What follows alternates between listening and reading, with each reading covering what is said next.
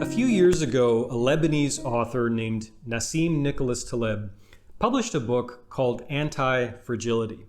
And if you're watching this video right now, chances are pretty good that you've heard this term somewhere. You've probably encountered this term, anti-fragility, somewhere. The book became an enormous success, and all of a sudden this term that I believe Taleb invented, I'm not sure about that, but I think he invented it, all of a sudden this term is everywhere, anti-fragility. I read the book shortly after it was published. I think it's tremendous. I would certainly recommend it for retroactive jealousy sufferers, and basically that's why I wanted to talk to you today.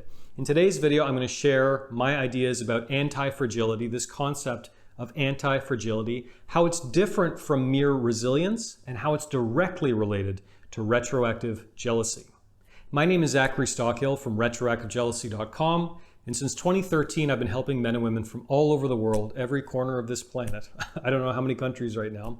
I've been helping people from all over beat retroactive jealousy, save their relationships, and enjoy happier, more peaceful lives. If you'd like to work with me one-on-one or you'd like more information about my work, please visit my website at retroactivejealousy.com. So, anti-fragility. What on earth is anti-fragility? The basic definition provided by Taleb in this book of anti-fragility is basically the idea that certain things in life grow stronger the more they are put through stress, the more challenges or obstacles they face. Instead of being beaten down and defeated by these obstacles, these things actually grow stronger as a result of being tested in certain ways. And this is what's really interesting about this concept, and you can think about the different areas of life that it could apply to. Because this is different from mere resilience, right? If someone is resilient or something is resilient, that means basically that the various challenges, the various stress tests, the various tribulations and trials that this thing is put through, it may be resilient, it may be able to sort of ward off some of the attacks and ward off some of the stress, but chances are good that even if this thing is resilient, it's going to take a toll, it's going to take a serious toll on this thing. Or at very best, the thing that's resilient, again, whatever it is, stays relatively the same. It comes back to equilibrium after it's gone through certain trials and tribulations. That's resilience. And something that is anti-fragile is completely different. So it is resilient in a certain sense that it can handle various trials and tribulations and challenges. However, through going through these trials and tribulations and challenges, it actually becomes stronger.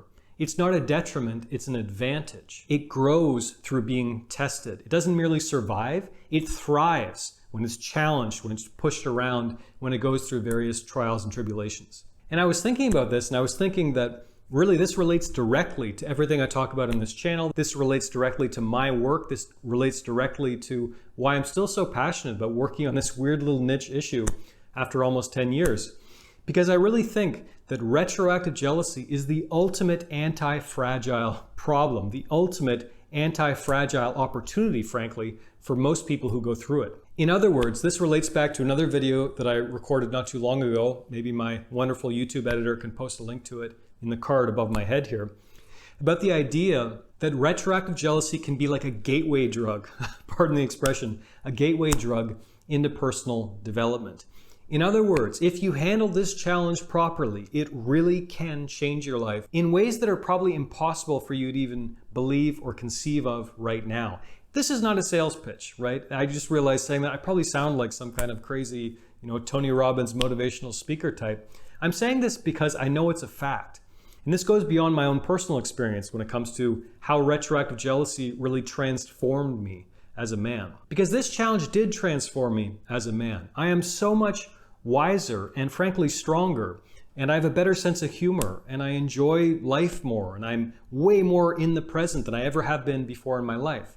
I'm less stressed. I let things get to me less. I'm just overall a happier, healthier, more peaceful human being, and that's a direct result of retroactive jealousy. So even though I went through this problem that was sheer hell on earth, that I literally wouldn't wish on my worst enemy, and I mean that, I remember well how bad retroactive jealousy made me feel, all these constant intrusive thoughts and curiosity and impulses to snoop through my partner's phone and all the mental movies and all the nonsense. I wouldn't wish all that on my worst enemy. I often say, and it's absolutely true, that when I was struggling with retroactive jealousy, my then girlfriend's past was the first thing I thought about when I woke up in the morning, the last thing I thought about when I went to bed at night. So I'm not trying to downplay the struggle involved in retroactive jealousy, but today I'm so glad I went through it. And really, this was an experience for me in anti-fragility. You know, it made me stronger. It pushed me to grow. And believe it or not, today I'm so grateful I went through that experience because I gained a deeper sense of self and appreciation for the present moment. My relationships are better. My dating life has been fantastic for the past 10 years. I mean, things are really great. And frankly, I think I can attribute a lot of the great things in my life today. And frankly, a lot of the characteristics that I'm proud of as a man, I can relate this directly back to the fact that I once experienced retroactive jealousy. And again, I am not alone by any means. If you click a link in the description, I'll try to remember to post a link to a page on my website called Retroactive Jealousy Success Stories, which features dozens and dozens, I don't know how many at this point, of people who have written to me, past coaching clients and students taking my online course, Get Over Your Partner's Past Fast, all kinds of people from all over the world who share a similar sentiment. This experience, this challenge, and it is a challenge, this challenge of retroactive jealousy can make you grow so much, way beyond what you think is possible right now. And that's why I'm still doing this work after almost 10 years. That's why I'm still recording these videos, and I'm excited to, share them with the world and get emails and get feedback and get, book reviews, people who read my first book who found it very valuable. That's why I'm still so excited about this work all these years later, because retroactive jealousy, if you handle it correctly, is such an opportunity for growth and learning. It can be an incredible experience of anti-fragility and awakening your own sense of anti-fragility. So if you're in the trenches, if you're struggling, if you're having a bad day when you stumbled on this video, whatever your situation is, hang in there. Use this opportunity to grow stronger. Don't waste it, because believe it or not, it is an opportunity. And one day you'll look back like me, believe it or not, and you'll actually be grateful that you went through this experience of retroactive jealousy.